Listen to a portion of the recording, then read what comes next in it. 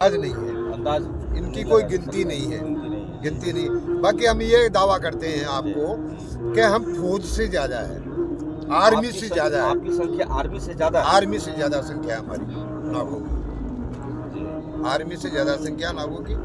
अब और हम देखो, जब किसी को चेला बनाते हैं तो हम उसकी मर्जी के मुताबिक काम करते हैं। उसको पूछते हैं, पहले उसके परिवारजनों को पूछते हैं, उसको पूछते भाई तेरी इच्छा हो तो बनना, तेरे पे कोई दबाव नहीं है, किसी तरह का कोई वो नहीं है कि भाई हम तेरे को गुमराह कर रहे हैं कि वो कर रहे हैं। नहीं, तेरी इच्छा हो तो बनना, तेरे परिवार वाले के सबकी राय लेके फिर बनना। तो बहुत अच्छी बात बताई। बाकी कई कई महात्मा हमारे में ऐसे होते हैं, वो जबरदस्ती किसी को बना लेते हैं जी। तो वो बना लेते तो फिर वो क्या है, वो किसी काम के नहीं रहते, ना तो वो घर के रहे और नहीं वो गुरु के रहे, वो ऐसे ही घूमते फिरते रहते हैं, उसका संस्कार नहीं होता है। नहीं होता। जैसे बहुत सारे बाबा इस मेला में मैंने देखा, 4 वर्ष के बच्चे हैं, 6 वर्ष के बच्चे हैं, 10 साल के बच्चे हैं, छोटे छोटे बच्चों को बना लेते हैं। 5 साल 6 साल के बच्चे हैं। अभी एक तो समझ भी नहीं है कि साधु का जीवन क्या होता है। अभी एक बच्ची को साधु ने बनाया था, उसके बारे में कितना बवाल हुआ, पूरे मीडिया पे हो रखा है। फिर आखिर में 10 नाम जुना अखाड़े उन पे बैन लगा दिया कि भाई कोई भी 18 साल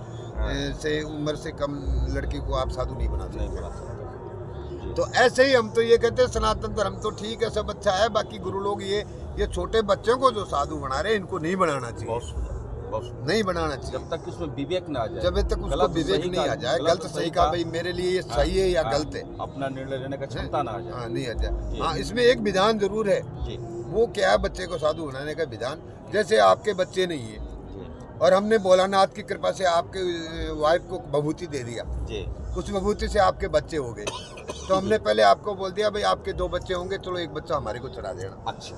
तो आपने उस बच्चे को 3 साल का या 5 साल का करके चढ़ा दिया हमारे, उसको हम साधु बना सकते हैं। वो भी क्या है, आजकल क्या है, मीडिया का जमाना है, कानूनी अधिकार है, इसलिए आपको लिखित में होगा वो कि भाई ये बच्चा जो है हम बाबा जी को सौंप रहे हैं हमारी मर्जी से। जी। तब जाके वो साधु उसको बना सकता है। नहीं तो ऐसा देखो, गलत करना तो गलत ही सही। बहुत अच्छी बात, ऐसा नहीं होना चाहिए। बहुत ही अच्छे हैं, बहुत मेरे विचार से ऐसा करते हैं वो गलत करते हैं, ऐसा नहीं होना चाहिए।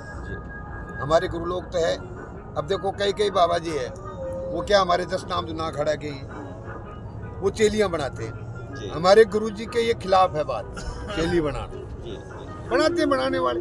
हमारे गुरु जी ने आज तक कोई चेली नहीं बनाई किसी, चेला बनाते, चेली नहीं बनाते, क्यों? साधु के लिए चेली हानिकारक है जी। बहुत सुंदर है ना, इसलिए उनका जो है भटकेगा, ध्यान भटकेगा, इसलिए नहीं बनानी चाहिए। बाबा 2 चीज़ें हमको बताए कि एक तो भवभूत के बारे में हम मुझे बताएं, जो भवभूत होता है वो इतना महत्वपूर्ण क्यों है? जितने नागा साधु हैं सबको हम देखते हैं कि वो लोग भवभूत को देते हैं, भवभूत को लेकर के प्रसाद के रूप में वितरण किया जाता है, श्रद्धालु उसका सेवन करते हैं। जी।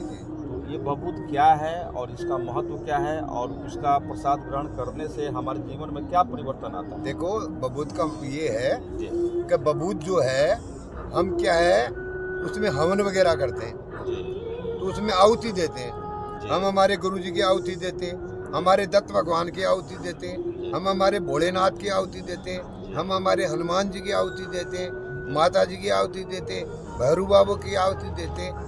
तो वो भभूत है जो वो आहुति मंत्र द्वारा उसको ये करने से वो भभूत जो है उसमें गुण हो जाता है, वो फायदा करती है। जैसे जैसा भावना लेके आता है उसको हम वो भभूति दे देते हैं, उस भोलेनाथ की भभूति से उसका कार्य सफल हो जाता है। किसी की कोई बीमारी है तो बीमारी कट जाती है, कोई मनोकामना लेके आ रहा है तो मनोकामना उसकी सिद्ध हो जाती है, वो पावरफुल हो जाती है, भभूति पावरफुल हो जाती है। फिर वो क्या है कि हम जो है बबूत, जब उसी बबूत को हम चढ़ाते हैं शरीर पे, है नहीं, तो मंत्र द्वारा, जाप द्वारा हम बबूत चढ़ाते हैं। ऐसे बबूत थोड़ी चढ़ाई जाती है, मंत्र बोला जाता है, मंत्र के द्वारा हम बबूत चढ़ाते हैं।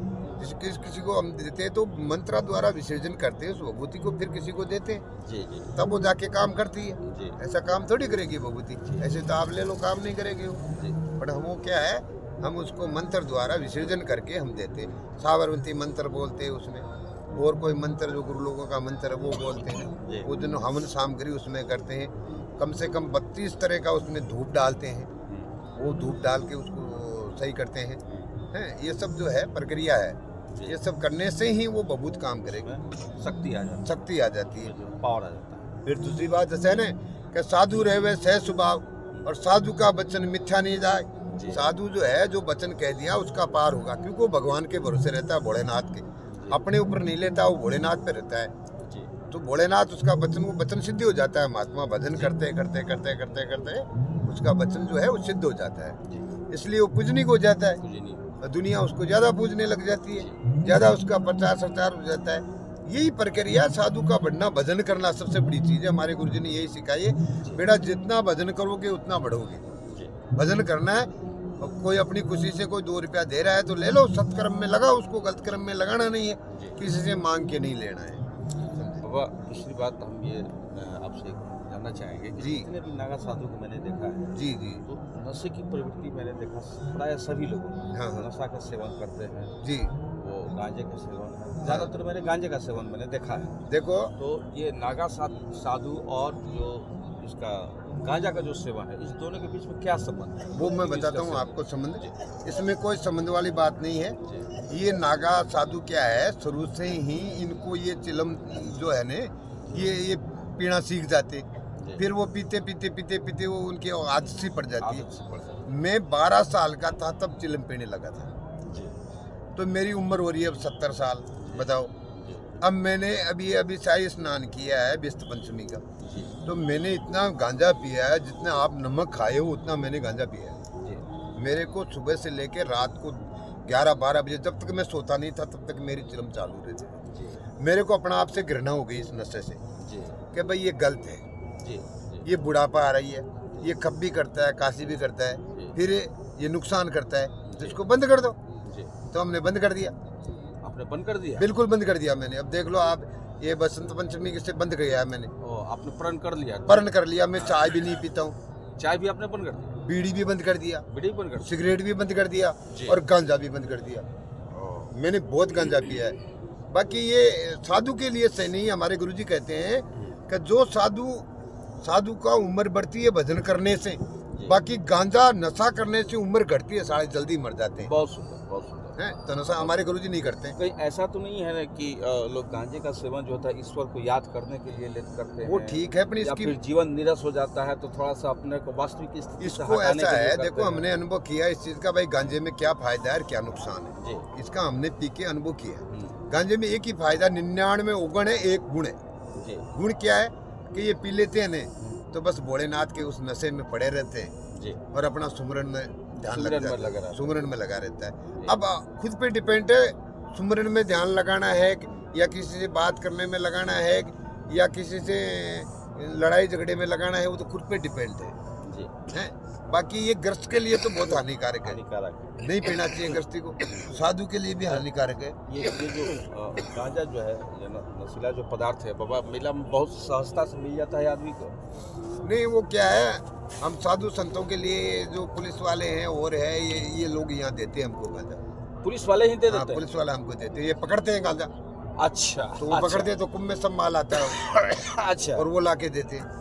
अच्छा, हाँ। तो ये तो बहुत बड़ा आरोप लगा रहे हैं बाबा आपकी, पुलिस वाले और क्या देते हैं हमको, पुलिस वाला भी देते हैं हमको, जो पकड़ते हैं तो देंगे हमको। हमारा लिंक रहता है सबसे जुड़ा हुआ, कुछ हम खरीद के भी लाते हैं। ये बात मीडिया में जब जाएगा लोग सुनेंगे, बिल्कुल बाबा कह रहे हैं कि पुलिस वाले जो है बाबा लोगों को जो है नशीले पदार्थ पर मुहैया भाई, जब उनके पास आ रहा है, भाई माल आ रहा है, पकड़ पैसा लेते हैं? पैसे नहीं लेते हैं, पैसे नहीं लेते, कोई पैसे नहीं लेते। हमारे भगत है, मुफ्त में दे रहे भाई, हमारे भगत है, वो भी तो जुड़े हुए हैं ना। अच्छा, हमारे भगत है पुलिस वाले भी हमसे जुड़े हुए हैं जी, तो वो दे देते हैं हमको, दे देते कि भाई बाबा लोग पीने वाले हैं, चलो दे दो। समझे नहीं? बाकी वहाँ जो थाने में जमा हो गया वो जो वहाँ हमारा उनसे लिंक है तो वो दे देंगे हमको। बाकी हम खरीद के भी लाते। अभी इसका भाव चल रहा है करीबन 22,000 रुपये किलो गांजे का भाव, 22,000 रुपये किलो। इसका लाइसेंस नहीं है, गवर्नमेंट खूब पकड़ती है इसको, ऐसी बात नहीं भाई पकड़ती नहीं है, लेकिन पीते हुए किसी को पुलिस पीते हुए नहीं तंग करती है इसको। साधु संतों को नहीं करती है, साधु संतों को नहीं। हाँ, गृहस्थी लोगों को तो फिर भी कह देते हैं, बाकी साधु को नहीं। क्यों? साधुओं की जड़ी बूटी है ये गांजा जो है, जड़ी बूटी। बाकी हमने ऐसा कहीं नहीं देखा। भगवान शिव ने, ये लोग बात कहते हैं कि भाई भोलेनाथ की ये बूटी है, तो भोलेनाथ ने भांग जरूर पी है। बाकी ऐसा कोई शिव पुराण में कोई लेख नहीं है भाई गांजा पिया है।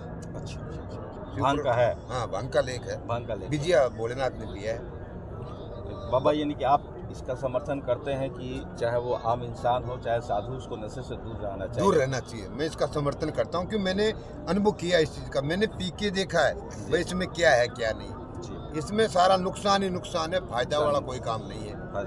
फायदा का कोई काम नहीं, नुकसान ही नुकसान। भाई भगवान का नशा तो खाली परमात्मा का होना चाहिए, उसका नाम का नशा रहो। जो नाम का दीवाना उसका कोई क्या करे। जो नाम का दीवाना हो गया, उस परमात्मा के समर्पण भाव हो गया, अपने गुरु जी का समर्पण भाव हो गया, तो बस नाम का दीवाना हो गया। उसको नाम राम राम करो, चाहे ओम नमः शिवाय का जाप करो, चाहे कृष्णा कृष्णा करो, चाहे राधे राधे करो, जैसा अपना इष्ट है वैसे करो। बाबा आपने बताया आपकी फलना तिथि को आप जो है आपकी मृत्यु तिथि है, बिल्कुल उस दिन मैं मृत्यु गति को प्राप्त हो जाऊंगा। ये आभास ये कहाँ से आया बाबा? ये आभास ये खुद अपने से आया ये मतलब देखो ऐसा है, जो अपने आप को जान जाता है ना उसको अनुभव हो जाता है। तो आप मैंने अपना आप को जाना है। कैसे, किस विधि? ये मेरे को अनुभव है इस चीज का, क्योंकि मेरा जो पिछला जन्म मेरे को याद है।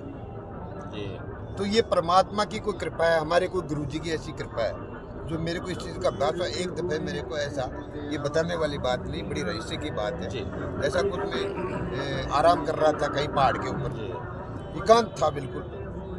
वहाँ मेरे को इस चीज़ का पूरा विवरण, जो मेरा जिंदगी का विवरण था पूरा, वो बिल्कुल मेरे सामने आ गया। ये हमारे कोई गुरु जी की कृपा मानो, या हमारे भोला जी की कृपा मानो, या हमारे कोई इष्ट देव है उसकी कृपा मानो। बाकी मैंने जो वहाँ का जो रहस्य देखा, अब एक पहाड़ी है उसको बोलते लोहागल। तो लोहागल में कौरव पांडवों की पेड़ियाँ जो लगी थी वो गड़ी थी वहीं। तो उस पहाड़ी पे मैं पैदल पैदल चल रहा था। पैदल पैदल चलते चलते एक कोई 11,000 वर्ष पहले एक महात्मा जो था वहाँ, उसने तपस्या की थी। तो उस महात्मा का एक छोटा सा पत्थर रखा हुआ था और लोग बाग वहाँ गुरुवार को आते थे, उसको धोखा पूजी करते थे और बोलते थे ये फलाना फलाना बाबा है, काबरा बाबा।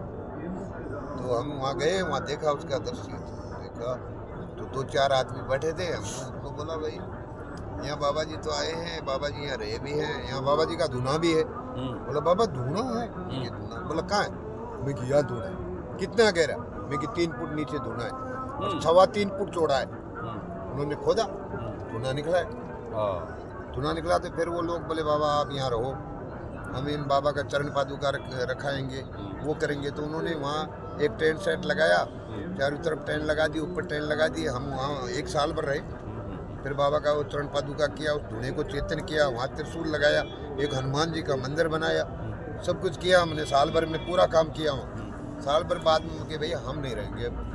बोला क्यों महाराज जी? हमने सारी व्यवस्था कर रखी है आपकी, आप जो कह रहे हैं आपके लिए सारी सेवा दे रहे हैं, आप फिर क्यों नहीं रहना चाहते? भाई हम रमता राम है, हम नहीं रहेंगे।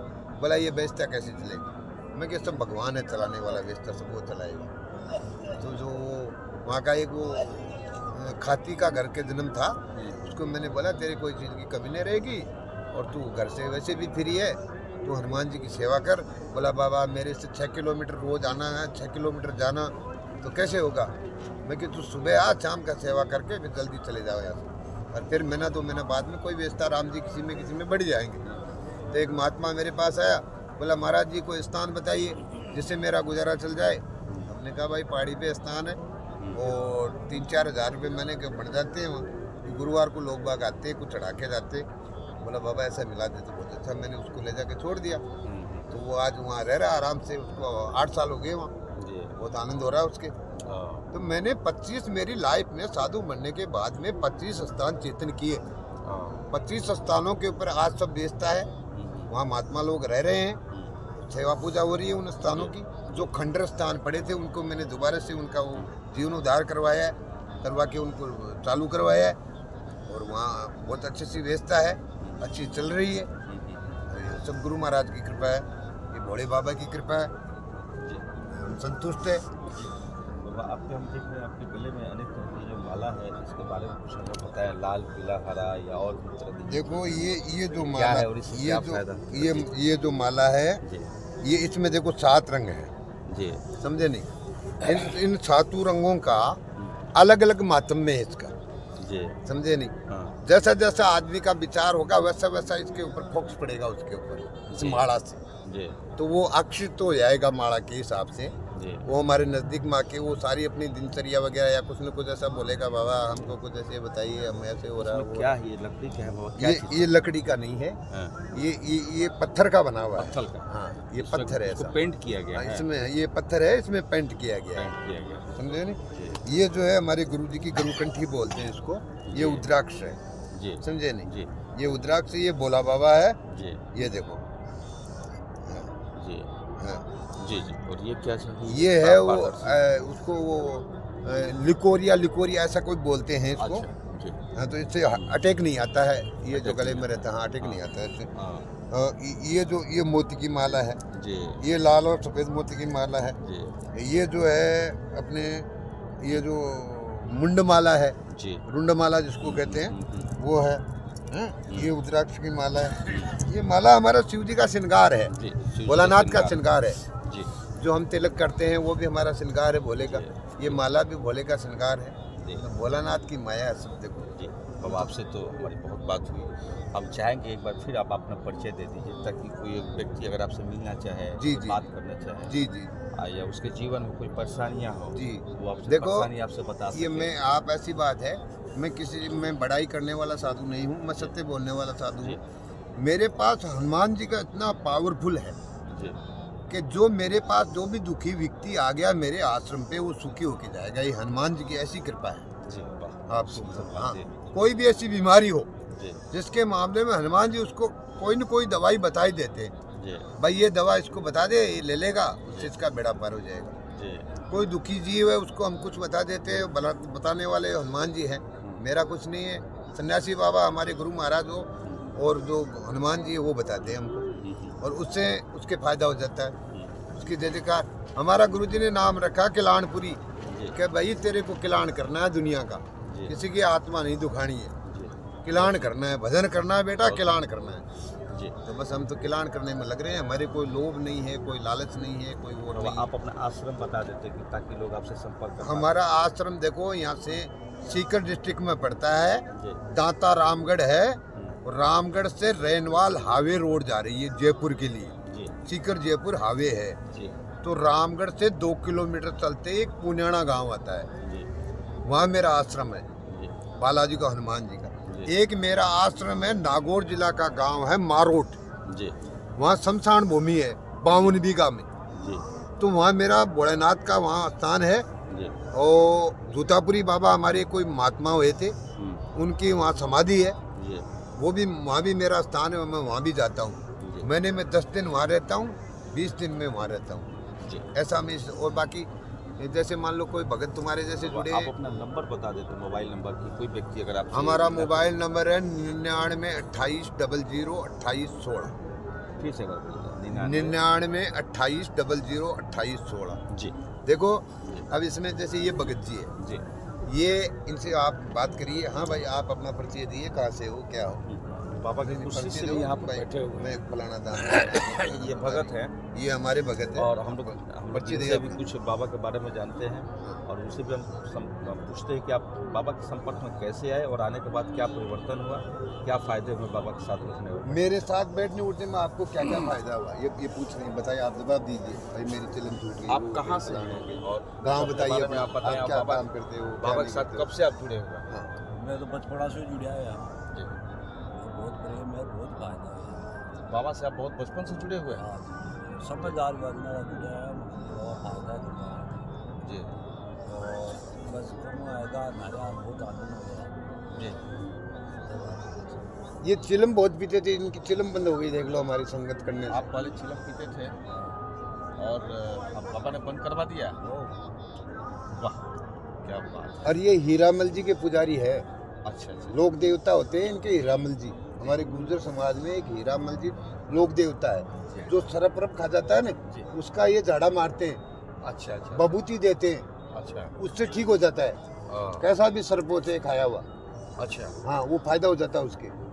हाँ, हाँ, ये उनकी सेवा करते हैं, पहले इनके पिताजी करते थे, फिर उनके पिताजी शांत हो गए। दंत से हो जाता है, सांप हाँ, किसी ये को हीरामल जी काट के, लेता है, हीरामल आप जी इलाज उसका कर सकते हैं? बिल्कुल ये बबूती देते हैं। तांती बबूती देते हैं, फायदा पड़ जाए। ये राम जी महाराज का नाम से तांती और दुआ की बबूती, मंत्र अंदर कुछ नहीं, फायदा होता है, ठीक हो जाता है। बिल्कुल तैयार हो जाता है। तैयार हो जाते जी, हैं। तैयार हो जाता है। और ये रामल जी का भगत था, बुआ जी का भगत था, कालसी महाराज का भगत था, तीसरा दास जी का, नमान जी का, गोरखनाथ जी महाराज का, की सेवा करा गृहस्थ आश्रम में। ये गृहस्थ आश्रम से हैं। गृहस्थ आश्रम। हाँ। गृहस्थ आश्रम में तंगा भगत लोग जी। और राम राज्य रे खूब भगवान की भक्ति है लाग रहा और आनंद मंगल होगा। इनका दांतला गांव पड़ता है, दांतला गाँव। दांतला सीकर डिस्ट्रिक्ट में पड़ता है। बाढ़ के पास में गांव है इनका, दांतला है, गोपाल जी इनका नाम है। जी। और ये जो है अभी यहाँ से जाएंगे ना 12 तारीख 13 तारीख को, तो ये चाय बीड़ी ये भी इसको भी छोड़ देंगे, छोड़ देंगे। इनका जीवन सफल हो जाएगा। पहले गांजा छोड़ दिया, 2 महीने हो गए, अब ये चाय बीड़ी भी छोड़ देंगे। हाँ, इनका जीवन सफल हो जाएगा। हमारा कार्य यही है भाई, किसी का जीवन सफल हो, तो हमारी संगत करने से इनका जीवन सफल हो गया। बहुत सुंदर। साधु और संतों के संगति में उठने और बैठने से जो है सकारात्मक ऊर्जा का व्यक्ति का अंदर संचार होता है। यहाँ हमने देखा कि जो बाबा हैं कल्याणपुरी बाबा, इनसे मिल करके बहुत सारी बातें हमने जानी समझी। पहली बात तो यह बहुत ही आश्चर्य की बात है कि बाबा को जो पुराने जो जन्म है उनका इनको आभास है, और इस जन्म में इनकी मृत्यु किस तिथि को होनी है उसका भी इनको ये आभास है। अनेक बाबाओं से हम लोगों ने मिला, और इन बाबा से जो मैंने मिला, दोनों में एक बेसिक अंतर यह था कि अन्य जो बाबा हैं उनमें नशे की प्रवृत्ति ज़्यादा आकर्षण पाया जाता है, और बाबा ने खुद भी बताया कि ये भी नशीले पदार्थों का सेवन करते थे, किंतु इन्होंने अब बसंत पंचमी के दिन यह दृढ़ निश्चय किया है कि अब ये नशे का सेवन नहीं करेंगे। साथ ही इन्होंने नागा साधाओं को, अन्य साधुओं को, अन्य जनता लोगों से अपील किया है कि व्यक्ति को जो है नशे से दूर रहना चाहिए। तीसरी बात इन्होंने बताया कि जब हमारे जो भी सरहद हैं, जब हमारे सैनिक थक जाएंगे, मिलिट्री के व्यक्ति थक जाएंगे, तब हम जा कर के अपने दुश्मनों से हम लोग युद्ध कर सकते हैं, लड़ाई लड़ सकते हैं। जहाँ कहीं भी जो है सनातनियों के ऊपर कोई आघात होता है, अटैक होता है, तो बाबा लोग का जो हृदय है बहुत ज़्यादा खोलने लगता है, और ये लोग सोचते हैं कि हमारे हिंदू भाई लोगों को, जो सनातनी हैं, उन लोगों को कहीं पे कोई कष्ट नहीं हो। बांग्लादेश की घटना को देखते हुए इन लोग बहुत मर्माहत हैं।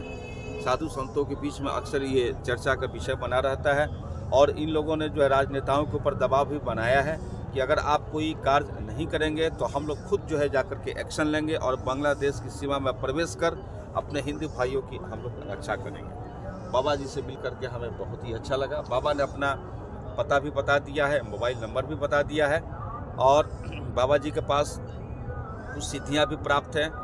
हनुमान जी की ये भक्त हैं। अगर किसी व्यक्ति को कोई भी अगर समस्या है तो बाबा जी से वो संपर्क कर सकता है।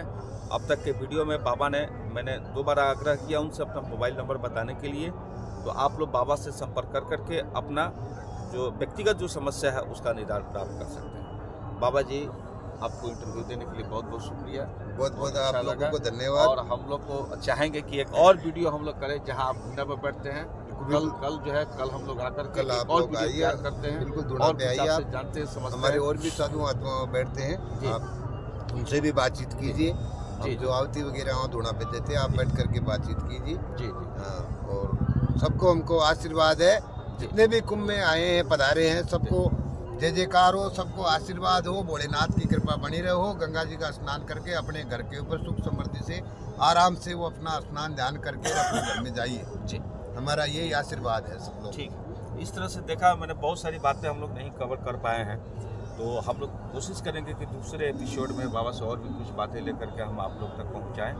और इस तरह से हम लोग देखते हैं, बाबा ने ढेर सारी बातें अपने विषय में बताई है, और जन कल्याण के लिए जो जिस साधना में लगे हुए हैं, अन्य नागा साधु जो लगे हुए हैं, ये हमारा भी एक नैतिक कर्तव्य बनता है कि हम अपने साधु संत महात्माओं को, हम उनको जो है उनकी भावनाओं को समझते हुए हैं, उनको हम लोग सुख सुविधा थोड़ी बहुत जो दे सकते हैं हम उनको दें, क्योंकि इनका अपना कोई घर नहीं होता है, अपना कोई खेत नहीं होता, अपना कोई ज़मीन नहीं होता है। ये हमारा भी एक नैतिक कर्तव्य बनता है कि हम साधु महात्माओं का आदर करें, सम्मान करें, और जो थोड़ी बहुत जो बुनियादी जो ज़रूरत की जो चीज़ें हैं, हम स्वेच्छा से ही जा करके उनको हम लोग समर्पित करें। शुक्रिया, थैंक यू, नमस्कार।